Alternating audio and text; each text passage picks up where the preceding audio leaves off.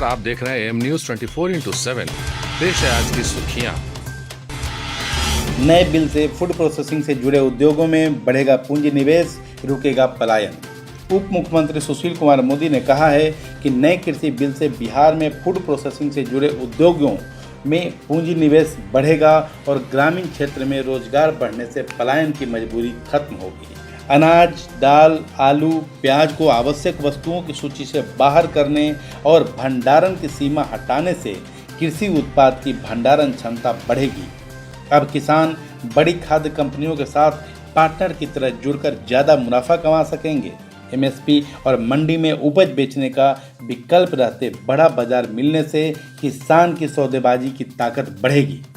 विपक्ष क्या किसान से वोट लेकर उन्हें केवल मंडी के भरोसे लाचार बनाए रखना चाहता है?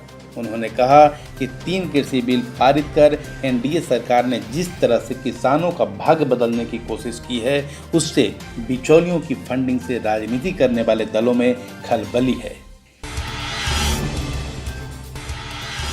बोले उपेंद्र कुशवाहा, महागठबंधन को कन्फ्यूजन से होगा नुकसान। महागठबंधन में सीट बंटवारा नहीं होने पर रालोसपा ने नाराजगी जताई है। उपेंद्र कुशवाहा ने कहा कि महागठबंधन में सीट शेयरिंग पर कन्फ्यूजन से नुकसान होगा। राजद को इसके लिए पहल करनी चाहिए। देर से सीट शेयरिंग के बाद सभी दलों के कार्यकर्ताओं में तालमेल नहीं हो सकेगा और ये नुकसान देगा। वहीं कांग्रेस के बिहार प्रभारी शक्ति सिंह गोहिल ने कृषि बिल के खिलाफ पूरे बिहार में जोरदार विरोध प्रदर्शन करने का ऐलान किया है। रात में दिल्ली से पटना पहुंचे गोहिल ने कहा कि कांग्रेस पार्टी पूरे बिहार में रथ बनाकर कृषि बिल का विरोध करेगी। राजद के साथ आंदोलन करने के मसले पर कहा कि जो भी पार्टी इस बिल के खिलाफ है, कांग्रेस पार्टी उसके साथ आंदोलन में खड़ी है। गोहिल ने कहा कि महागठबंधन में कोई भी पार्टी किसी से नाराज नहीं है। बिहार में सभी 38 जिलों में फैला है कोरोना। बिहार में कोरोना सभी जिलों में अपना पैर फैला चुका है। बुधवार को भी 1598 नए संक्रमित मिले हैं। अब राज्य में कुल कोरोना संक्रमितों की संख्या बढ़कर 1,73,063 हो गई है, जिसमें 13,642 मरीज एक्टिव हैं, जबकि कुल स्वस्थ होने वाले संक्रमितों की संख्या भी 1,58,546 हो गई है। लगातार मरीज कम मिलने और ठीक होने वालों की संख्या बढ़ने से रिकवरी दर भी 91.61% हो गई है। फिर भी सतर्क रहें, स्वस्थ रहें। इलेक्शन कमीशन का दौरा कहीं विधानसभा चुनाव पर पानी न फेर दे। बिहार विधानसभा चुनाव के मद्देनजर मुख्य चुनाव आयुक्त सुनील अरोड़ा ने कहा है कि बिहार में दोबारा टीम भेजने पर अगले 1-2 दिनों में निर्णय लिया जाएगा। अब चुनाव आयोग की टीम एक बार फिर से बिहार में चुनाव कराने को लेकर समीक्षा करेगी।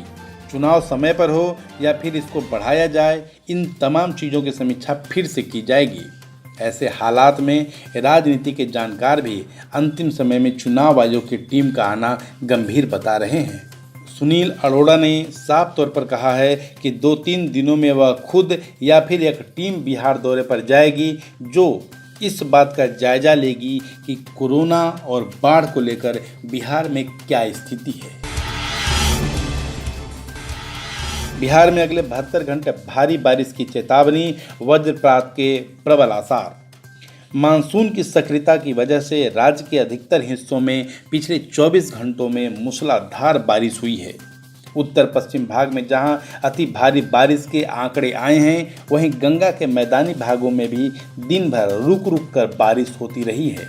मौसम विभाग ने मौसमी सिस्टम के आधार पर यह आकलन किया है कि बुधवार, गुरुवार और शुक्रवार को राज्य के अधिकांश जिलों में भारी बारिश होगी। मौसम विभाग केंद्र पटना ने 72 घंटे का अलर्ट जारी कर कहा है कि अधिकतर भाग में वज्रपात के प्रबल आसार हैं। ऐसे में सतर्कता और सुरक्षा बरतनी जरूरी है।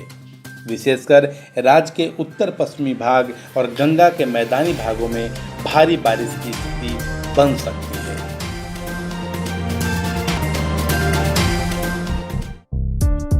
काम हो वैन से प्रचार का या फिर बैनर पोस्टर का, हो डिजिटल मार्केटिंग, यूट्यूब, फेसबुक या SMS का, ऑडियो डबिंग हो या फिर काम चुनाव प्रचार का, वर्चुअल मीटिंग के साथ ही है यहाँ समाधान हर एक समस्या का। और हाँ, चुनाव प्रचार के लिए स्पेशल पैकेज भी है, तो फिर जल्दी ही संपर्क करें 8651504128 या 9065986645।